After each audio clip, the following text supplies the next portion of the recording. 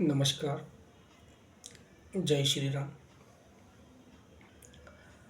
आपका हमारे चैनल वानर सेना डबल आठ पर बहुत बहुत स्वागत है। हमारे चैनल को विजिट करने के लिए आपका बहुत बहुत धन्यवाद है। आज दिनांक 1/1/2026 वर्ष का पहला दिन, साल का आखिरी दिन 2025, 31/12/2025। ये साल का सबसे मनुष्य दिन था।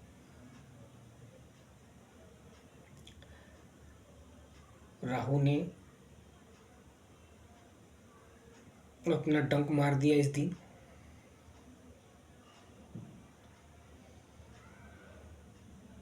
धार्मिक क्षेत्र को बहुत बुरी तरह से प्रभावित किया इसने।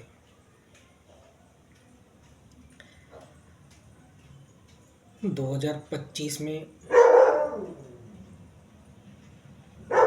भगवान विष्णु को मिसाइल मार के गिरा दिया गया कंबोडिया में।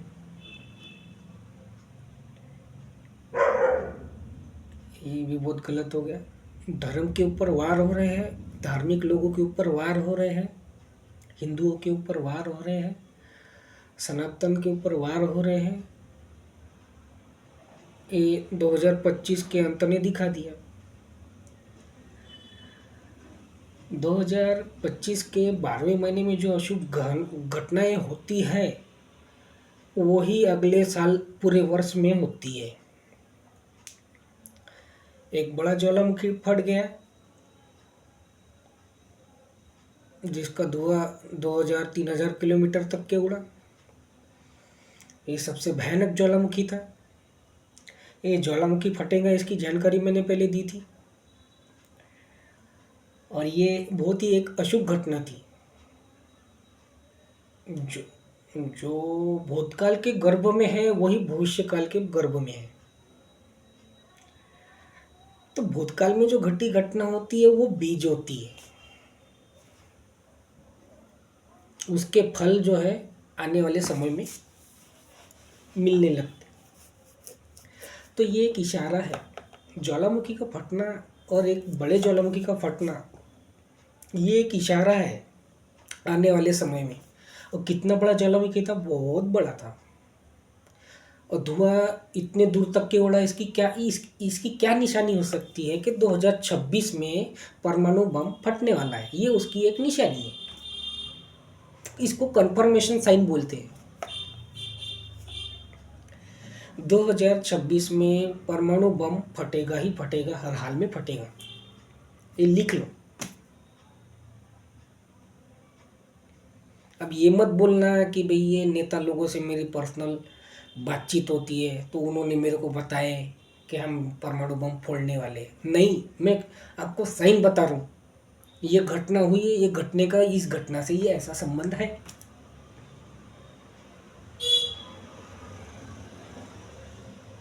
जहाँ जहाँ भी युद्ध हो रहे हैं उसका संबंध माँ चामुंडा से होता है। युद्ध की देवी कहलाई जाती है। ज्वालामुखी फटना ये भी माँ चामुंडा की वजह से ही होता है। माँ का क्रोध इतना विकराल हो चुका है, धार्मिक लोगों ने इतना उत्पात मचाना शुरू कर दिया है, अधार्मिक लोगों ने इतना उत्पात मचा दिया है कि प्रकृति के साथ में खिलवाड़ करने से ये बिल्कुल पीछे नहीं हटते। धन कमाने के लिए ये लोग इतने अंधे हो गए हैं, कोई भी मरे कोई भी जिए, इनसे इनको कोई लेना देना नहीं है। इनका बिजनेस होता रहना चाहिए। ये देश मरे या वो देश मरे, इनके पास में पैसा आना चाहिए। अमेरिका इजराइल में भी जाता है, अमेरिका ईरान में भी जाता है। एक तरफ वो ये दिखाता है कि ईरान मेरा दुश्मन है। तेरा दुश्मन है तो क्यों जा रहा?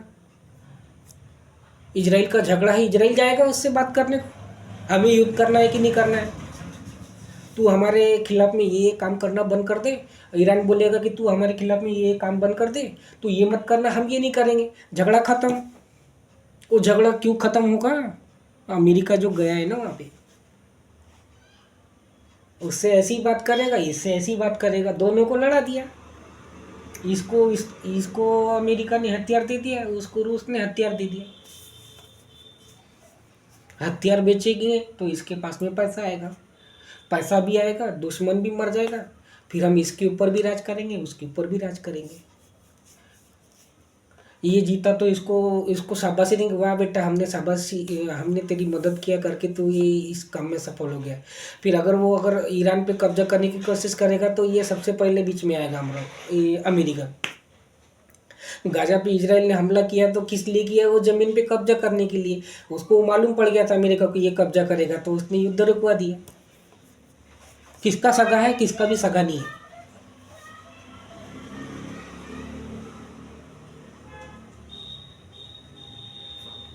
इजराइल में अमेरिका जाता, ईरान में अमेरिका जाता, अफगानिस्तान में अमेरिका जाता, पाकिस्तान में अमेरिका जाता, इंडिया में अमेरिका जाता,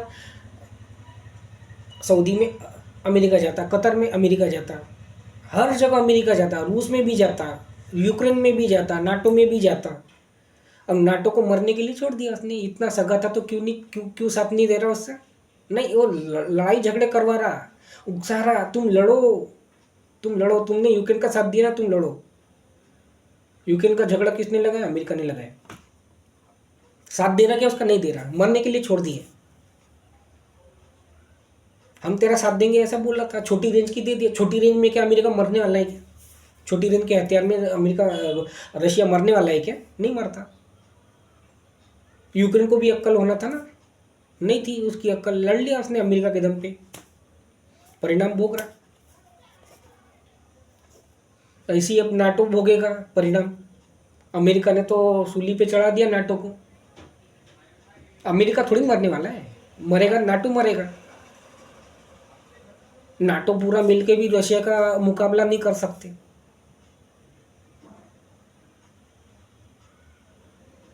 उसको तो भ्रम हो गया ना नाटो को, कहा अमेरिका हमारे को मदद करेगा, नहीं करेगा। वो बोलेगा मदद चाहिए, ये हथियार ले, पैसा दे मेरे को। नहीं, उसने बिजनेस के लिए लड़वाया सबको।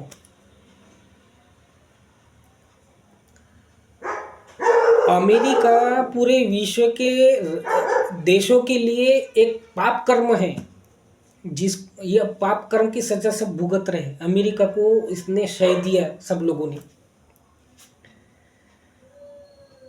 तो गलत इंसान का साथ देना ये भी एक पाप की श्रेणी में आता है। गलत देशों को साथ देना ये भी पाप की श्रेणी में आता है। अब गाजा के लोगों ने वहाँ पल रहे आतंकियों का साथ दिया। ये कभी किसी को नहीं बताया कि यहाँ आतंकवादी रहते। तो वो आतंकवादी की मौत के लिए ये लोग भी जिम्मेदार है। अब वो मर रहे तो ये लोग भी मर रहे ना, क्योंकि वो आतंकवादी उनके साथ में रह रहे ना, तो वो अकेले थोड़ी मरेंगे, वहाँ की जनता भी मरेगी। वहाँ पे आतंकियों को पनाह दी थी तो खाली आतंकी मरेगा नहीं, वहाँ के लोग भी मर गए। वो भूखे मर रहे या नहीं, वहाँ की जनता भी भूखी मर रही। तो जब तक कि जहाँ गलत हो रहा है हम आवाज़ नहीं उठाएंगे, तब तक के हम उस पाप से मुक्त नहीं हो सकते।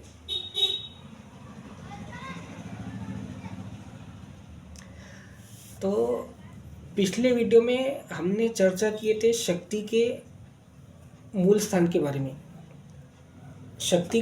हमें शक्ति को जानना जरूरी है। हमारा ये जो शरीर है, इस शरीर को चलाने के लिए हमें शक्ति की आवश्यकता होती है। वैसे तो शक्ति के बहुत सारे प्रकार है, बताते बैठूंगा तो वीडियो इसी शक्ति को बताने में चले जाएगा। तो हम मुद्दे की बात पे आते हैं। इस शरीर को चलाने के लिए हमें कई प्रकार की शक्तियों की आवश्यकता होती है। तो हमें शक्ति का पहले तो हमारी ज़िंदगी का मकसद क्या है हमें ये जानना होगा, और उस जानने के लिए हमें किस शक्ति की आवश्यकता होगी, और उस शक्ति के मूल स्थान तक जाने की ज़रूरत है हमें। ठीक है, तो इस शरीर को चलाने के लिए हमें शारीरिक बल की ज़रूरत होती है। इस शरीर के लिए हमें देखने की शक्ति की ज़रूरत होती है। इस शरीर को चलाने के लिए हमें सूंघने की शक्ति की ज़रूरत होती है। इस शरीर को चलाने हमें सुनने की शक्ति की ज़रूरत होती है। इस शरीर को चलाने के लिए हमें देखने की शक्ति की ज़रूरत होती है। इस शरीर को चलाने के लिए हमें बोलने की शक्ति की ज़रूरत होती है। तो ये सब प्रकार की शक्तियाँ हमें ईश्वर द्वारा हमारे अलग अलग उद्देश्यों के हिसाब से मिलती है। अब आप बोलोगे कि भाई मेरे को ये काम करना है, मेरे को ये शक्ति की आवश्यकता है, मिलेगी कि नहीं मिलेगी? जिस जिस उद्देश्य के साथ में आप इस धरती पे आए हो उस प्रकार की शक्ति आपको दे दी गई है। आपको सीखना है बस उस शक्ति को चलाना, और आपको सीखना है उस शक्ति को किस डायरेक्शन में यूज़ करना। हर प्रकार की शक्ति हर जगह नहीं बोल सकते, उपयोग हर जगह नहीं कर सकते। किसी नेता को आप गाली नहीं दे सकते, सीधा जेल जाओगे। क्या किया आपने? बोलने की शक्ति का गलत उपयोग किया। उसका दुष्परिणाम कौन भोगेगा? तुम भोगेगे, तुम्हारे घर वाले भोगेंगे। बोला तो तुमने, तुम जाओगे जेल में, तुम्हारे माँ बाप परेशान। तो जो भी बोलना है सोच समझ के बोलो। देखने की शक्ति, देखने के भी अलग अलग प्रकार है। देखो तो इस तरीके से देखो कि तुम्हारे देखने से तुम्हारा काम बन जाए। इस शक्ति का तुम्हारा सदुपयोग हो गया। अब सुनना बोले तो कहाँ से सुनोगे? कान से। ज्ञान की बातें सुनोगे तो वो ज्ञान तुम्हारे काम में आएगा। चुगली चाड़ी इसकी इसकी उसकी सुनोगे तो फिर चुगली चाड़ी करते बैठोगे। चुगली करने से तुम्हें क्या नुकसान होगा? तुम्हारे आमदनी के सोर्स रुक जाएंगे। इसकी चुगली उससे कर देना, उसकी चुगली उससे कर देना। अब वो उसका चरित्र अच्छा भी नहीं है तो उसको गलत तरीके से सामने प्रस्तुत कर देना। तो उससे क्या होगा? आने वाले समय में आपको धन की कमी महसूस होने लग जाएगी। आपका व्यापार चलता कारोबार बंद हो जाएगा। तो निंदा करने से तुम्हारे व्यापार पर उस पर सबसे गहरा आघात होता है। तो आपको फिर क्या सुनना है क्या नहीं सुनना ये भी सोच समझ के सुनने की ज़रूरत है। फिर सुनोगे तो फिर उल्टा सीधा बोलोगे। एक तो कान ने गुनाह किया, उसके बाद में जुबान ने गुनाह किया। कान ने गलत सुन लिया, जुबान ने गलत बोल दिया। ये शक्ति का तुमने दुरुपयोग किया, उसका दुष्परिणाम तुम अकेले थोड़ी भोगोगे। तुम भोगोगे तो तुम्हारे घर वाले भोगेंगे। तो तुम कमाने वाले घर में इकलौते थे, माँ बाप को पालने पोसने वाले इकलौते थे। तुम चुगली चाड़ी सुनने में मशगूल थे, फिर वही तुमने बोल दिया। किसी नेता को गाली बक दिया, सीधा सीधा जेल चले गए। तो ये शक्ति का तुमने दुरुपयोग किया। तो सबसे पहले तुम्हें तुम्हारा जीवन जिंदगी का जो मकसद है, मेन मकसद को जानने की ज़रूरत है। हम किस दुनिया में किस लिए आए हैं, और उसके बाद में उस शक्ति का उपयोग कैसे करना है, किस जगहों पे करना है, कितना करना है, आपको ये सीखना पड़ेगा। जिस जगह जाना नहीं उस जगह के बारे में सोचना नहीं। जो काम करना नहीं वो बातें सुनना नहीं। जो बोलना नहीं वो सुनना नहीं। जो करना नहीं चाहते उसके बारे में सोचना नहीं। लेकिन हम मानते कि इस बात को नहीं मानते। समाज में भेड़ चाल का हिस्सा जो बनते हैं वो खुद भी गलत काम करते हैं, आने वाली पीढ़ी को से भी गलत काम करवाते हैं। फलानी का बेटा सीए बन गया, अपने बेटे को जबरदस्ती सीए बना रहे। वो उसकी औकात है नहीं, कुछ नहीं। बेटा मैं पैसे लगाता, जितने पैसे चाहिए उतने लगाता मैं, तो सीए ही बनेगा। देखा देखी, गलत देख लिया। पहले अपने बेटे के गुण को, टैलेंट को तो टटोल लिया होता कि मेरा बेटा क्या कर सकता है। फिर वो सीए पास नहीं होता तो फिर उसको डराया धमका तो रहता, बेटा पास नहीं होगा तो एक मारूंगा। फिर वो बच्चा आत्महत्या कर लेता। गुना किसका? बाप का। मरा कौन? बेटा। ये तुम्हारी शक्ति का तुमने दुरुपयोग कर लिया।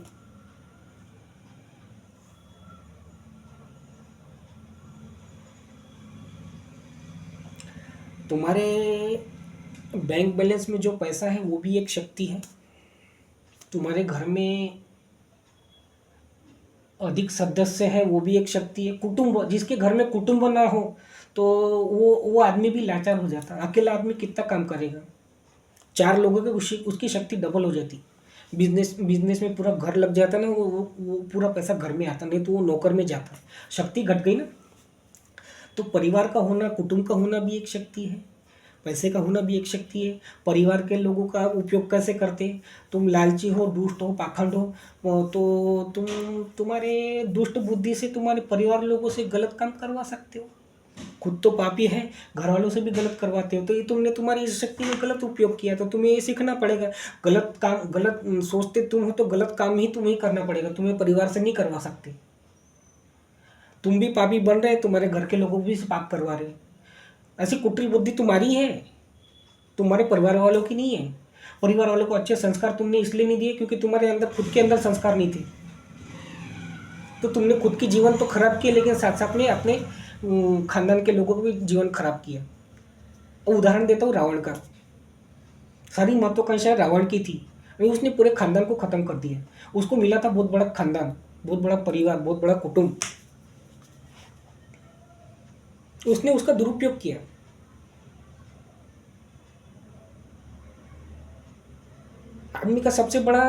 आदमी का बाहुबल भी एक शक्ति है। खुद के दम पे तुम कितना कर सकते हो। जब कोई साथ ना दे तो तुम्हारा बाहुबल काम में आता है। तुमने तुम्हारे बाहुबल का गलत उपयोग कर दिया, किसी को मारने कूटने में कर दिया, तुम्हारा साहस का तुमने दुरुपयोग कर दिया। तुम दुस्साहसी काम करते हो, उसको देख के 10 लोग दुस्साहस कर रहे हैं और तुम गलत कर रहे हो, तो वो दूसरे लोग भी गलत सीखेंगे। तो तुम्हारा साहस भी, तुम्हारी शक्ति का तुमने दुरुपयोग किया। खुद भी गलत किया, लोगों से भी गलत काम करवाए। हाँ, खुद तुम अकेले बंदूक लेके घूम रहे थे, अगले ने चला दिया। तुमको देख के तुमसे प्रेरणा ली ना उसने। तो तुमने तुम्हारे पराक्रम का गलत उपयोग कर लिया।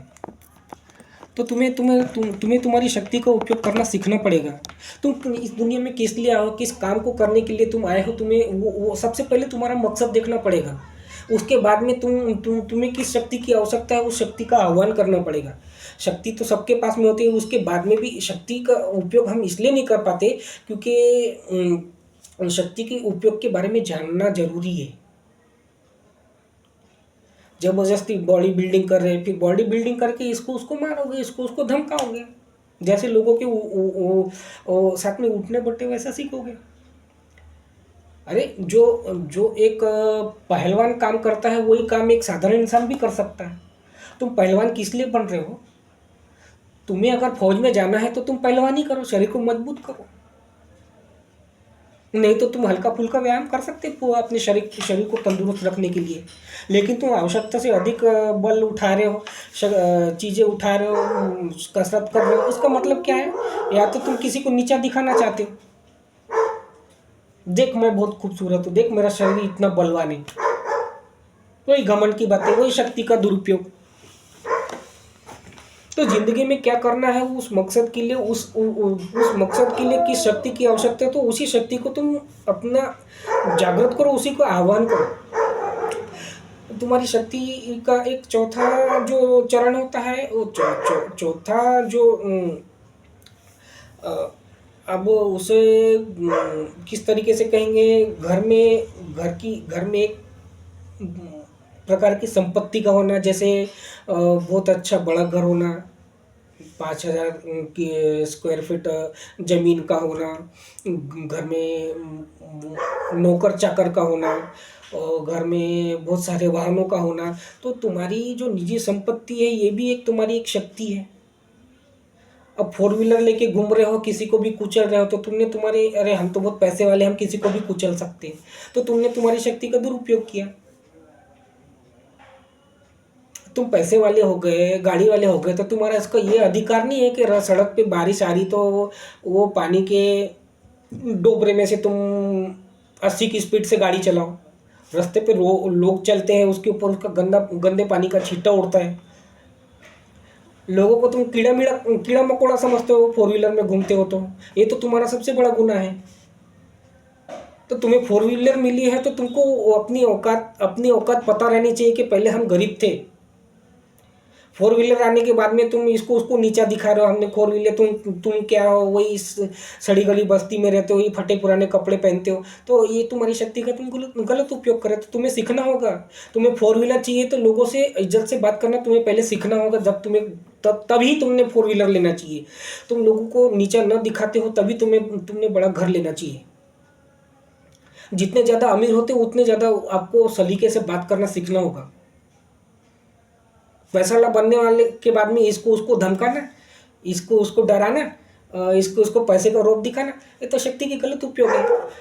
तो तुमने तुम्हारी संपत्ति का गलत उपयोग किया, तो तुम्हें इस शक्ति की आवश्यकता ही नहीं है। ज़्यादा पैसा आने के बाद में अगर तुम किसी के साथ में गलत कर रहे हो तो आपको संपत्ति की जरूरत नहीं है। शक्ति का जो चौथा पंचम बिंदु होता है वो बुद्धि, ज़्यादा दिमाग का होना। कि तुम्हें उतने दिमाग चलाने की ज़रूरत है क्या? जो काम कर रहे हो उतने पूर्ति दिमाग चलाओ ना। उससे ज़्यादा चला रहे हो मतलब या तो तुम तुम्हारे बुद्धि का प्रदर्शन कर रहे हो, या तो तुम्हारे बुद्धि से तुम किसी का घर विनाश कर रहे हो। बुद्धि के कोई जायज़ कर्म नहीं होते, बुद्धि के सारे नाजायज़ कर्म हैं। बुद्धि से कर्म करना है तो तुम्हें ईश्वर की शरण में जाना होगा, क्योंकि ये बुद्धि नाजायज़ कर्म से प्रेरित हुए। बुद्धि की उत्पत्ति कैसे हुई? बुद्धि की उत्पत्ति चंद्रदेव और माँ तारा के मिलन से हुई है। चंद्रदेव ये देवगुरु बृहस्पति के शिष्य थे और तारा देवगुरु बृहस्पति की धर्मपत्नी थी। तो मतलब ये नाजायज कर्म से प्रेरित ये संतान है। तो वो बुद्धि इंसान से सही कर्म कभी नहीं करवाती। उस बुद्धि को आपको ईश्वर के चरणों में लगाना होगा, तभी उस बुद्धि से आप उस बुद्धि का सही उपयोग कर सकते हैं। गलत लोगों के साथ में रहने के बाद में वो बुद्धि गलत प्रेरणा लेती है, अच्छे इंसान के साथ में रहने के बाद में वो बुद्धि अच्छी प्रेरणा लेती है। तो उस अच्छी बुद्धि है तो आपको अच्छे लोगों के बीच में उठना बैठना पड़ेगा, साधु संतों के बीच में उठना बैठना पड़ेगा, उनसे वो ज्ञान लेना पड़ेगा, तभी आप बुद्धि का सही उपयोग कर पाओगे। वरना इसी बुद्धि से विनाश भी होगा। विनाशकाली विपरीत। तो ये बुद्धि ये डायलॉग कब से बना? ये ऐसे ही बना है। तुम्हें इंटेलिजेंस है, तुम्हें बुद्धि है, तो तुम्हें साधु संतों की आज्ञा में चलना पड़ेगा, उनसे ज्ञान लेना पड़ेगा, बुद्धि के उपयोग के तरीके सीखने पड़ेंगे।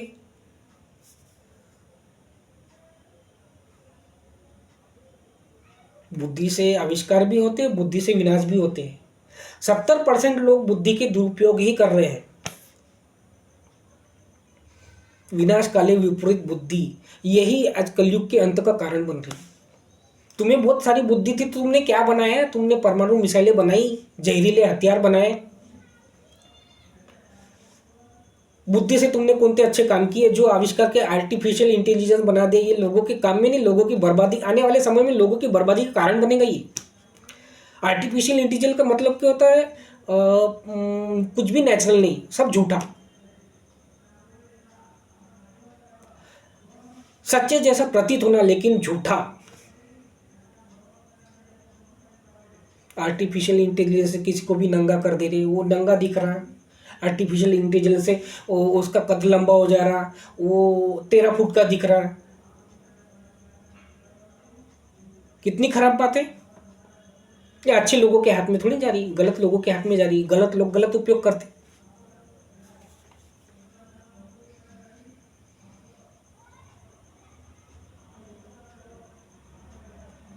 तो आदमी को जितनी अधिक शक्ति मिलती है उसका वो दुरुपयोग ही करता है। शक्ति के दुरुपयोग करने से घर में रोग बढ़ जाते हैं। जब घर में रोग बढ़ते हैं तो फिर लड़ाई झगड़े होते हैं। लड़ाई झगड़े होते हैं, फिर एक नए कर्म की शुरुआत होती है। रोग होता है, दवाखाने जाते हैं, दवाखाने में मर गया, फिर वहाँ लड़ाई झगड़े करते हैं। उसका मरना लिखा था, अरे ये तो मर ही नहीं सकता, हम इतने पैसे वाले हैं, हमारे साथ में तो बुरा होना नहीं चाहिए, हम हमारे पेशेंट को अच्छा अच्छा खाना खिलाते हैं, शरीर मजबूत था उसका, अकाल कैसे मर गए हैं। फिर वहाँ लड़ाई झगड़े करोगे, फिर वो लड़ाई झगड़े खुद नहीं करोगे, अपने साथ में 10 को लेके जाओगे। गलत काम से रोग पैदा हुए, रोग से तुमने लड़ाई झगड़ा किया, लड़ाई झगड़े से तुमने समाज का गठन बिगाड़ दिया। गलत कर्म से शत्रु तुमने बनाए, उसके लिए तुमने लोगों को बीच में किया अपने बचाव के लिए, तो ये शक्ति का तुमने दुरुपयोग किया।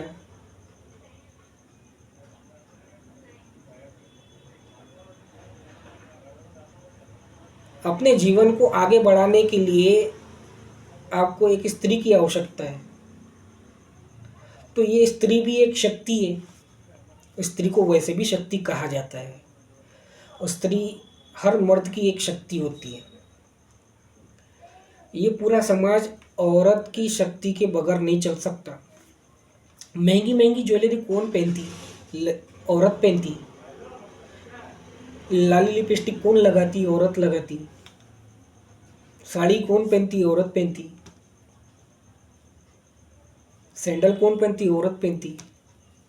सैंडल का, चप्पलों का कितना बड़ा संसार है, देख लो। लाली लिपस्टिक का कितना बड़ा संसार है, देख लो। मेकअप इंडस्ट्री कितनी बड़ी है, देखो। मेकअप का कितना लोग सामान बेचते, कितने लोगों का जीवन यापन मेकअप की वजह से हो रहा है। मेकअप बनाने वालों को रोजी रोजगार लड़की औरत की वजह से हो रहा है, और सौंदर्य पसंद बेच रहे हैं वो औरत की वजह से हो रहा है। कितनी बड़ी कमाई का एक जरिया एक औरत से हो रहा है।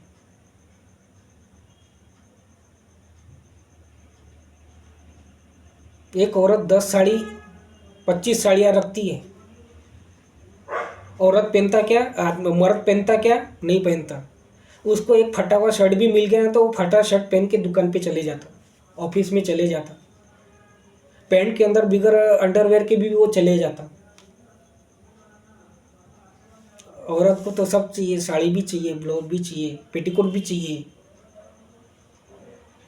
सब चाहिए औरत को।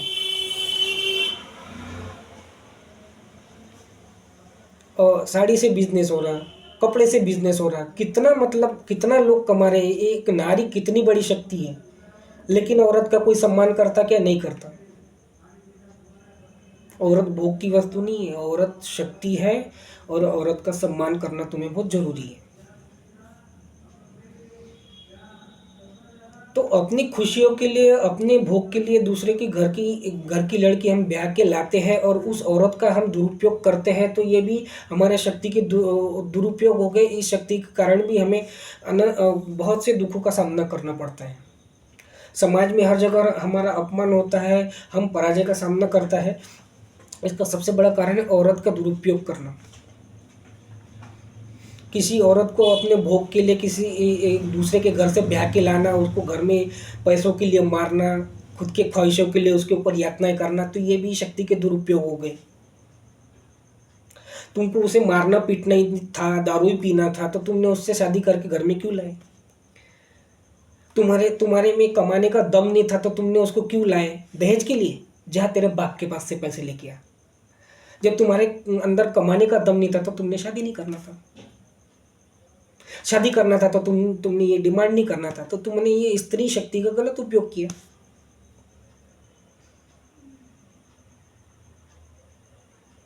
अब तुमने इस शक्ति का गलत उपयोग किया, तो तुम्हारे घर में दुख आएगा ही आएगा।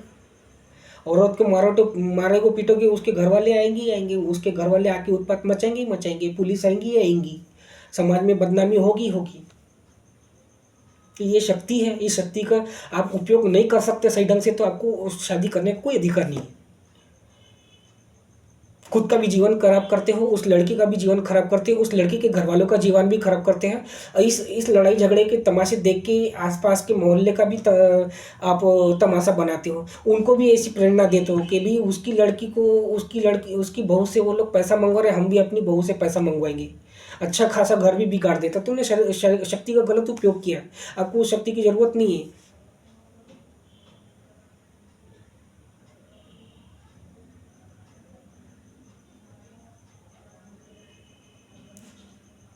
सारी जिंदगी गलत काम किया, गलत काम करने से दुख भोगा, उसका भी घमंड करते लोग। अरे हमने बहुत सारा दुख भोगे। तुमने क्या दुख भोगा? हमने बहुत दुख भोगा। गली गली मोहल्ले मोहल्ले जा जाके बोलेंगे हमने बहुत दुख भोगा, हमने बहुत दुख भोगा। लोगों से मदद ले ली, अपना रोना धोना लिखा के, दुखड़ा दिखा के लोगों से मदद ले ली। अपना दुखड़ा दिखा के अपने दुख का तुमने तो गलत उपयोग किया। दुख क्यों मिले हैं उसको, दुख मिले हैं तो उसको जानने की जरूरत है कि दुख क्यों मिला है। दुख मिला है तो लोगों से पैसा ऐंठने के लिए नहीं मिला, दुख मिला है तो भक्ति करने के लिए मिला। भक्ति करो, गुरु के पास में जाओ, गुरु से दीक्षा लो, गुरु से पूछो क्या गलती हुई हमसे, सीखो। दुख मिला है, अरे मेरे दुख का कारण ये है, चलो मारो उसको। कहीं किसी ने मेरे घर के ऊपर जादू टोना तो नहीं कर दिया, फिर जाएंगे तांत्रिकों के पास में। एक तो गलत काम पहले किए, ऊपर से तांत्रिकों के पास में जाएंगे। तांत्रिक लोग कभी अच्छे करते नहीं, गिनती के 4-5% लोग अच्छा काम करते, बाकी सब गलत काम करते। एक तो गलत काम किया, उसके बाद में फिर वो तांत्रिक तुम्हारे को आजीवन अपना गुलाम बनाते, खुद भी गलत करेगा और तुमसे भी गलत काम करवाएगा। ये तुमने दुख का तुम्हारा गलत उपयोग कर लिया। दुख मिला है तो गुरु के पास में जाओ, ना कि तांत्रिक के पास में जाओ। तुम्हारे दुख के कारणीभूत तुम खुद ही है। तुमने वो जलन भरी थी इसलिए तुमने किसी का बुरा किया, उस बुरे कर्म से तुम्हारे घर में संकट आए, उस संकट के जिम्मेदार तुम खुद हो, किसी और को नहीं बोल सकते। तुम जलने गए थे ना उससे, तुम जल रहे थे, तुम्हारे अंदर गुण नहीं था, तुम जल रहे थे, तांत्रिक के पास में गए उसको मरवाने के लिए। वो अच्छा इंसान था, धार्मिक था, बच गया उसके पाप की, उसके पाप कर्म का बोझ तुम्हारे ऊपर आया ना, इसलिए तुम्हारे घर में संकट है। तुम्हारे संकट के लिए कोई और जिम्मेदार नहीं है। किसी का धन देख के तुम्हें क्यों जलन होती है, चलो बांधो उसका धन बांधो, इसके पास में पैसा नहीं आना चाहिए, ये तांत्रिक के पास में जाएंगे, वो तांत्रिक के पास, इसका धन बांधो, ये कुकर्म करता है, झूठा बोल के इसी से उल्टी सीधी क्रिया करवा देना और अच्छे चलते फिरते घर को खत्म कर देना। वो कमाएंगा नहीं, अरे उसके पास में पैसा नहीं। ये है तुम्हारे जीने का जरिया, खुश रहने का जरिया। कोई बर्बाद हो रहा है तो तुम्हें, ये तुम्हारी खुशियों का जरिया है। ऐसे खुश रहा जाता है किसी को बर्बाद करके? उसका धन बांधो, उसकी शादी बांधो, उसकी शादी नहीं होनी चाहिए, उसका धन बांधो, उसके पास में धन नहीं आना चाहिए, उसका शरीर बांधो, वो चलना फिरना नहीं चाहिए, वो लूला लंगड़ा हो जाना चाहिए, उसका काम बांधो, उसके पास में काम नहीं आना चाहिए। वो सुंदर दिख रहा है, उसका मुंह कुत्ते जैसा कर दो, उसका मुंह वो कुत्ते जैसा दिखना चाहिए, हमसे सुंदर दिखेगा, हम पैसे वाले, हमारे सामने सुंदर दिखेगा, हम तेरा मुंह बिगाड़ देंगे। किसी के सामने तो मुंह खोल नहीं पाएगा, मुंह खोलेगा मुंह से बदबू आएगी। किसी की तरफ नजर उठा के देखेगा तो कोई भी गाली, आ गया कुत्ता, आ गया सुअर, चलो उसका शक्ल बिगाड़ दो।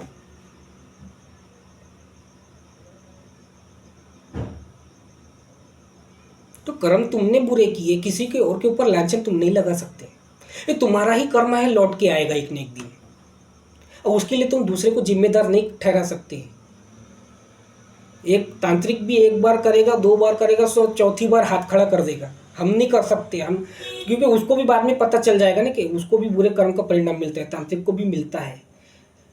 झूठ बोल के किसी तांत्रिक से काम करवाओगे, वो भी हाथ खड़े कर देगा, और गलत लोग फिर हाथ नहीं डालेंगे, उसको उसकी मौत दिखेगी, वो क्यों करेगा तुम्हारा काम? नहीं करेगा। फिर किसी दिन सच्चे आदमी से टकराओगे तो फिर तुम यहाँ से भी जाओगे, वहाँ से भी जाओगे, और तुम्हारे कर्म से तो, तुम्हारे कर्म तो तुम्हें वैसे ही मार रहे हैं, तुम्हारे कर्मों की वजह से तुम दुख भोग रहे हो। खुद के कर्म से जो दुख मिला है उसके ऊपर भी घमंड करना और दुखड़ा दिखा के लोगों से गलत काम करवाना। दुख मिला है तुम्हें अच्छे काम करने के लिए, दुख तुम्हें बताता है कि तुमने ऐसा कौन सा काम किया था जिससे तुम्हें दुख मिला। तुम अंदर नहीं झांकते, तुम बाहर झांकते, अरे ये खुश है, इसका मतलब इसी ने कुछ कर दिया मेरे ऊपर, चलो तांत्रिक के पास में। तांत्रिक लोग कभी किसका भला नहीं करते। अच्छा, लोग गुरु के पास में भी जाके उल्टे सीधे काम करते, हमको ये दे दो, हमको वो दे दो, हमें अप्सरा चाहिए, हमें किन्नरी चाहिए, हमें यक्षिणी चाहिए। तुम्हारी औकात है क्या अप्सरा लेके घूमने की? और गुरु वेला बैठा है, तुमको वेला अप्सरा देते बैठेगा? पहले तुम्हें तुम्हारी क्षमताओं को देखना पड़ेगा कि तुम क्या कर सकते हो। मुझे काली दे दो, मुझे दुर्गा दे दो, मुझे हनुमान जी दे दो, ये शक्ति आ जाएगी, फिर वो तुमने 40 साल के लिए मांगी, तो 40 साल के लिए तुमको उसके लिए काम करना पड़ेगा, वो तुम्हारे लिए काम नहीं करेगी। पहले तुमको जानना जरूरी है। हनुमान जी को प्राप्त करने के लिए हनुमान जैसी शक्ति रखना पड़ेगा, हनुमान जैसा शरीर पवित्र रखना पड़ेगा, तो तुम हनुमान जी मांगो। तुम्हें दिन दुखियों का काम करना है तो तुम हनुमान जी मांगो ना।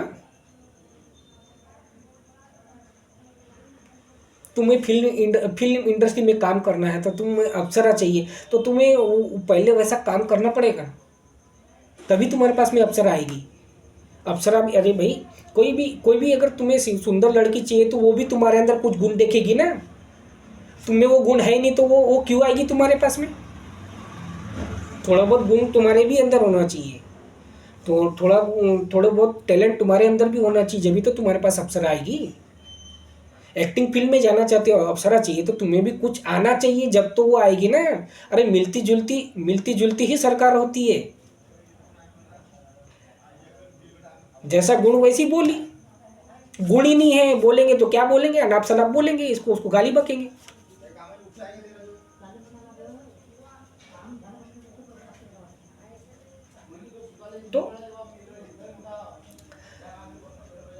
तो ईश्वर से हमें जो मिलता है तो वो हमारा सबसे बड़ा वरदान है।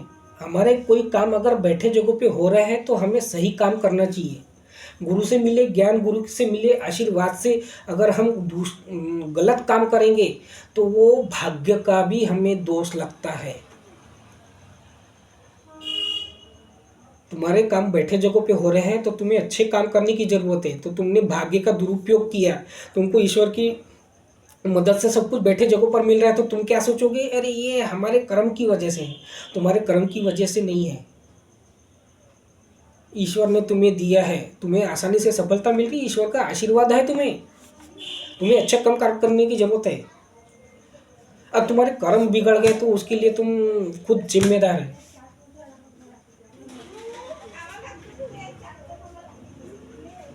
तुम अच्छे कर्म कर रहे हो ये ईश्वर की मर्जी है, तुम बुरे कर्म कर रहे हो ये तुम्हारी खुद की मर्जी है।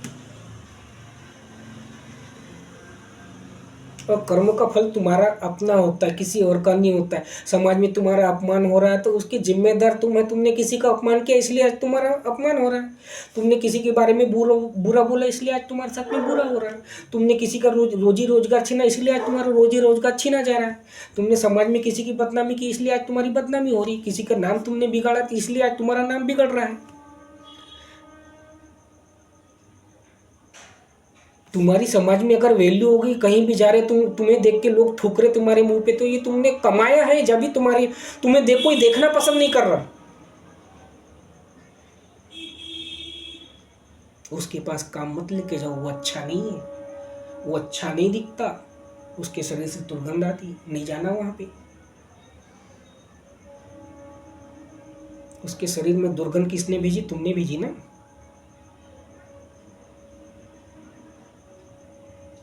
तुमने भेजी, तुम्हें पता है, इसलिए तुम लोगों को जाके बोलते ना उसके यहाँ मत जाओ। उसके यहाँ नहीं जाएंगे तो मेरे यहाँ काम आएगा, उसकी बदनामी होगी तो मेरा सम्मान होगा। वो दुखी होगा तो मैं खुशी होंगी, क्योंकि वो दुखी नहीं होगा तब तक कि मेरे होठों पे मुस्कान नहीं आएगी। उसके दुख से मेरे होठों पे मुस्कान आती है। उसका गिरता व्यापार मेरा चढ़ता व्यापार होता है। हम में कोई हुनर नहीं है, हम उसका हुनर चुराएंगे।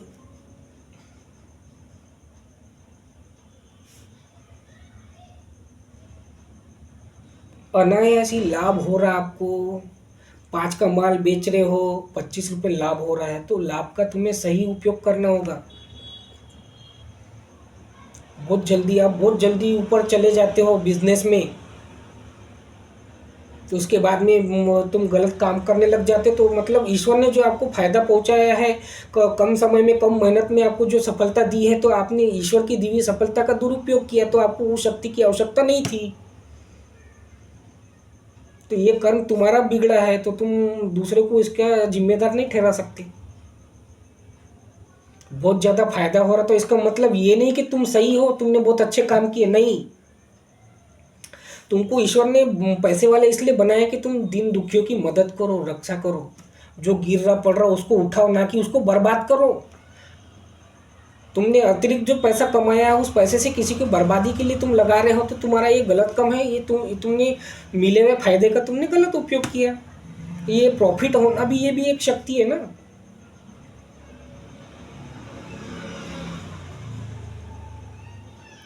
तो कहने का तात्पर्य ये है कि शक्ति के ये कुछ मैंने उदाहरण बताए हैं, मैं और गिनाते बैठूंगा तो इसी में वीडियो चलता रहेगा। तो अभी काम की बात करते हैं कि भाई शक्ति का जो मूल बिंदु है वो गणपति भगवान के अधिकार क्षेत्र में आता है। शक्ति का जो दूसरा बिंदु होता है माँ सरस्वती के अधिकार क्षेत्र में आता है। शक्ति का दूसरा बिंदु अगर जागृत होता है तो हमें कला हमारे शरीर में कला का निर्माण होता है। हम कोई भी काम करने में निपुण हो सकते हैं। कोई पेंटिंग करना चाहता है तो उसको पेंटिंग का हुनर आ जाता है। कोई फिल्मों में काम करता है तो उसको एक्टिंग की स्किल आ जाती है। कोई आर्किटेक्ट इंजीनियर है तो उसमें नक्शा बनाने का उसमें हुनर आ जाता है। इंजीनियर है तो उसको अलग अलग शेप में बिल्डिंग बनाने का हुनर आ जाता है। तो कहने का तात्पर्य ये है कि शक्ति का दूसरा बिंदु जागरूक होने के बाद में हमें हमारे अंदर ज्ञान और कला की वृद्धि होने लगती है। शक्ति का दूसरा बिंदु अगर जागरूक ना हो तो घर गृहस्थी का भी नाश हो जाता है। शक्ति का पहला और दूसरा बिंदु ये होता है, ये लोगों के कल्याण के लिए भी होता है, लोगों के विनाश के लिए भी होता है। पहले और दूसरे बिंदु का आप दुरुपयोग करते हैं तो जिंदगी भर गंदी नाली में जीने जैसा जीवन होता ही है। जितने ये दो बिंदु अच्छे होते उतने ये दो बिंदु बुरे भी होते हैं। शक्ति का पहला बिंदु केतु के अधिकार क्षेत्र में आता है। शक्ति का दूसरा बिंदु राहु के अधिकार क्षेत्र में आता है। दूसरे बिंदु पे राहु की शक्ति होती है।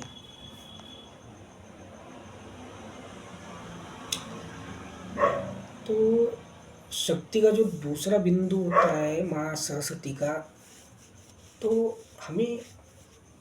हमें बड़ा मंत्र जागृत करने की ज़रूरत नहीं है। बड़ा मंत्र करने की ज़रूरत नहीं है। जब तक कि हम हमारे शरीर में हमारे अंदर की शक्ति में हम जब तक के बीज नहीं डालेंगे तब तक कि हमें शक्ति नहीं मिलेगी। जब हम बीज धारण करने की क्षमता रखते हैं और हम उसका पूरा का पूरा झाड़ अपने सिर पे नहीं ले सकते। तो सबसे पहले बीज मंत्र का जाप किया जाता है। शक्ति का दूसरा बिंदु जागृत करने के लिए बीज मंत्र का जाप किया जाता है। ओम एम ओम, ओम एम ओम। तब ये बिंदु जागृत होता है। इस बिंदु के जागरण से दूसरा चक्र अपने आप जागृत होने लग जाता है। कॉमन सेंस देने वाला जो चक्र होता है वो स्वादिष्टान चक्र होता है। काम वासना की शक्ति देने वाला जो चक्र होता है वो स्वादिष्टान चक्र होता है। ये चक्र खराब होता है तो काम वासना का अभाव आ जाता है इंसान के अंदर,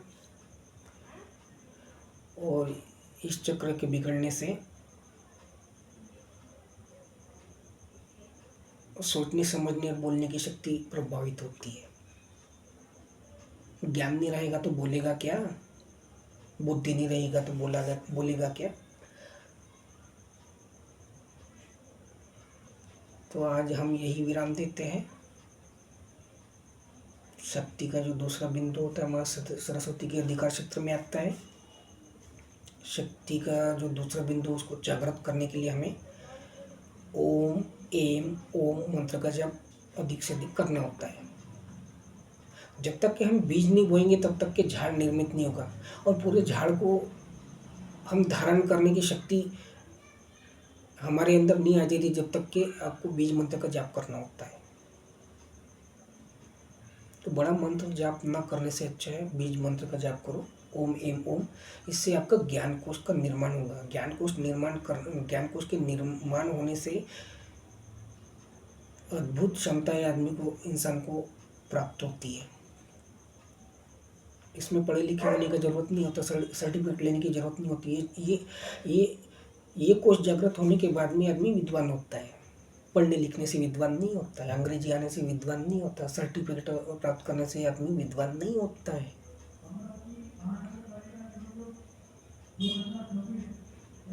ठीक है, आज के लिए इतना ही। फिर भी एक बात और कहना चाहूँगा, आने वाले साल में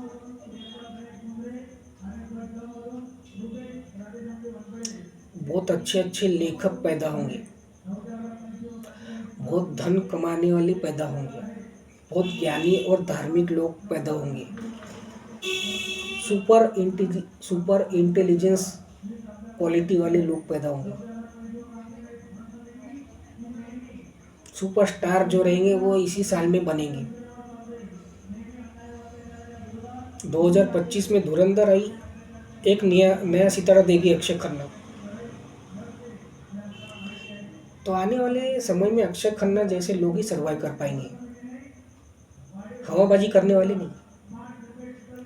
जिसकी एक्टिंग में दम होगा वही फिल्में चलेंगी। 2025-2026 में लव स्टोरी ज़्यादा हिट होगी, इमोशनल फिल्में हिट होगी,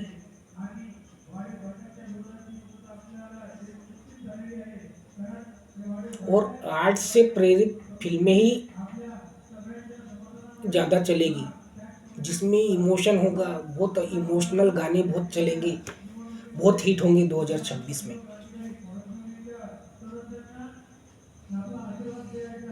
बॉलीवुड जो बर्बादी की तरफ चले गया था ना, उसको बर्बादी से 2026 निकालेगा। ऐसी ऐसी फिल्में आएंगी रिकॉर्ड तोड़,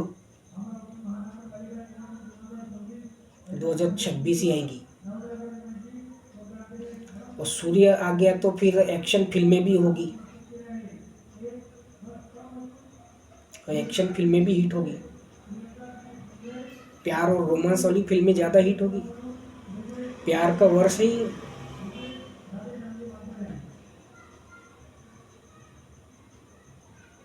जय श्री राम।